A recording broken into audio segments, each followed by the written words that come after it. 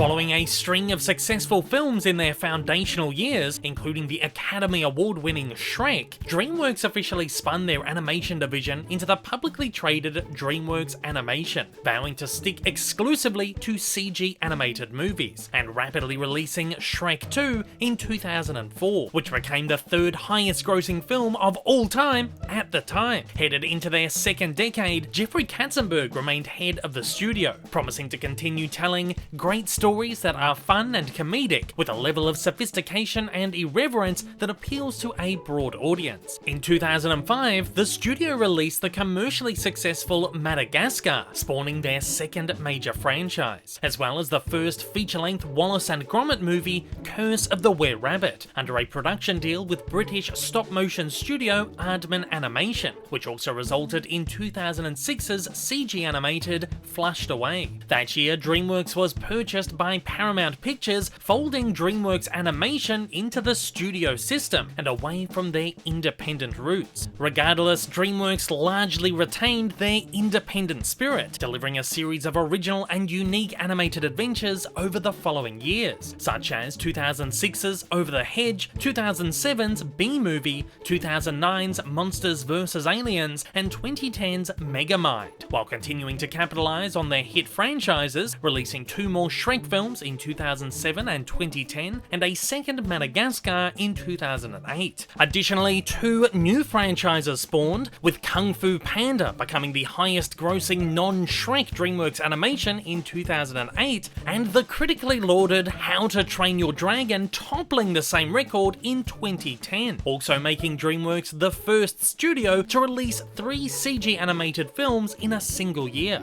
In this video, we'll look at DreamWorks Animation's creatively prolific and commercially prosperous second era, spanning the studio's 12 features between 2005 and 2010. I'll break down each of the movies as I rank them in order of my own personal preference from least to most favourite. At that, this is my ranking of DreamWorks Animation's second era. Kicking us off at number 12, B-Movie. One of DreamWorks' weirdest movies is this bizarre satire from creator and star Jerry Seinfeld. While it starts out well as sort of ants but with bees, showcasing great imagination and clever gags, the movie soon spirals into an absolute fever dream. Firstly, there's a wacky romance plot where Barry B. Benson, a bee, falls in love with a human woman. Then there's a tedious courtroom drama plot laden with over-the-top unfunny jokes. Then comes the finale where the bee flies an airplane. Not sure if it's because I'm not a Seinfeld fan or that it's far too ridiculous and stupid for my liking, but absolutely nothing in here landed for me whatsoever. 11. Flushed Away. The third and final collaboration between DreamWorks and Aardman was the latter's first CG production, one so ambitious it seemingly couldn't be done in stop motion. However, it proved that the charm of Aardman's works is in their simplicity. Despite best efforts, Flushed Away doesn't work for me. It's so overcrammed with annoying characters, nonsensical plot points, asinine British comedy, and a little too much cringy potty humour that it's overly irritating. While Hugh Jackman and Kate Winslet deliver great performances, and the film sports extremely well animated and incredibly exciting action sequences, the rest of it crumbles around them. 10. Shrek the Third. The third Shrek is an enormous swing and a mess. While there's some fun in the expanded lore of Shrek's world and some great new mythical additions, the widened scope manages to rid it of the simplicity that made the first 2 installments so special. Shrek and co head out on a generic adventure through which the team learn lessons they've already learned, with everything ending where it began, now aimed towards the youngest of audiences, or perhaps no longer able to get away with the boundary-pushing humour. The movie also lacks the franchise's iconic punch and sardonic edge in favour of a saccharine approach. 9. Monsters vs. Aliens. An all-star cast bring the laughs in this bizarre and quirky sci-fi romp. While I feel it's an underappreciated DreamWorks gem, I understand why it's not viewed as an all-time classic. While it's hilarious, zany, and entertaining, with fantastic genre spoofs and great action set pieces, it's also a non-unique adventure which takes the standard DreamWorks formula and themes and bundles them into a generic action comedy with over-the-top villains and predictable outcomes. The main characters, however, are all fantastic and would lend themselves to further, more complex adventures. Animation on show is also fairly generic, showing that DreamWorks were still struggling with human designs and textured elements a decade in. 8. Shrek Forever After. The final entry in the Shrek franchise is a bit of a mixed bag. It opens terrifically with a deeply emotional dramatic narrative, but then spirals into a clunky mess filled with uninteresting subplots, juvenile humour that for the most part doesn't land, and an overcrowded cast of characters. Regardless, when it works, it really works. It's certainly miles above the third and less saccharine. It offers possibly the biggest heart of the franchise, and there are some series best moments scattered about, as well as plenty of terrific callbacks to the earlier films. It does a decent job at sending everything off, I just wish it were a little more cohesive. 7. Madagascar. Following the god-awful Shark Tale, it was make or break for DreamWorks. Thankfully, they pulled through with one of their most beloved movies. Doing a complete backflip, the studio delivered a story that was fun, entertaining, exciting, and deeply layered emotionally, loaded with fantastic characters and one of DreamWorks' best ensemble casts. While some of the characters are slightly annoying, most can be forgiven, as they all bring great entertainment value. Madagascar also sports terrific humour with wonderful gag pieces and one-liners, witty banter, and clever parodies. Though the animation is still a touch dated, it's still a bright and vivaciously beautiful movie, and overall, an incredibly good time. 6. Madagascar Escape to Africa.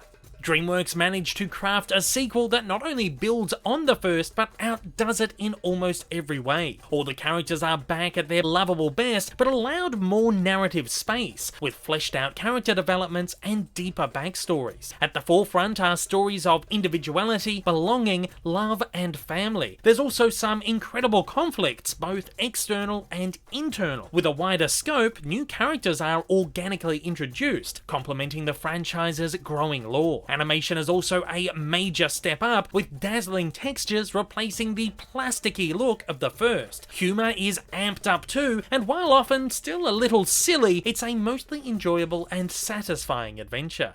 5. Over the Hedge.